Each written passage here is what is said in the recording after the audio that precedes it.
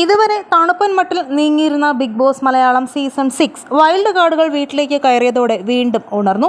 6 പേരാണ് ഹൗസിലേക്ക് കയറിയിരിക്കുന്നത്. ഇതുവരെ വീറും വാശിയും നിറഞ്ഞൊരു മത്സരം കാണാൻ പ്രേക്ഷകർക്ക് സാധിച്ചിരുന്നില്ല.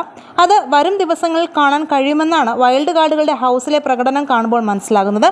ഒരു മാസത്തോളം പുറത്തുനിന്ന് കളി കണ്ട് അകത്തേക്ക് പ്രവേശിച്ചവരാണ് 6 വൈൽഡ് കാർഡുകളും.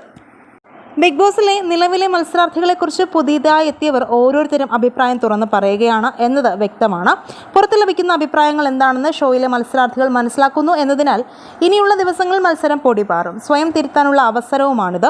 എന്നാൽ മാറാൻ തയ്യാറാകാത്ത മത്സരാർത്ഥികൾക്ക് ഷോയിൽ നിലനിൽപ്പ് താൽക്കാലികമായിരിക്കുമെന്നും ഇതിൽ നിന്നും മനസ്സിലാക്കാം. ഇപ്പോൾ ഇതാ പുതിയൊരു പ്രൊമോയിൽ ജാസ്മിനും പുതുതായി എത്തിയ വൈൽഡ് കാർഡ് എൻട്രിയായ നന്ദനയും തമ്മിലുള്ള വാക്ക് തർക്കമാണ് ശ്രദ്ധ നേടുന്നത്. ജാസ്മിന് അവൾക്ക് ഒത്ത പോലെ ഇപ്പോൾ ഉത്തരം കൊടുക്കാൻ പറ്റുന്നത് നന്ദനയ്ക്ക് മാത്രമാണ്. പക്ഷേ കൈവിട്ട് ഓവറാവാതെ കട്ടയ്ക്ക് നിൽക്കാൻ നന്ദന ശ്രമിക്കണമെന്നാണ്.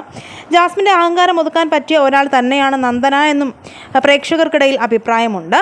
വീഡിയോയിൽ നിന്നും മനസ്സിലാക്കാൻ സാധിക്കുന്നത് ടാസ്കിനിടെ നന്ദന ജാസ്മിനെ കെട്ടിപ്പിടിക്കുന്നു. ജാസ്മിൻ പറയുന്നു മാറി നിൽക്കുക എന്ന്. അത് നന്ദനയ്ക്ക് ഇഷ്ടപ്പെട്ടില്ല. ഉടനെ തന്നെ നന്ദനയുടെ മറുപടിയും വന്നു.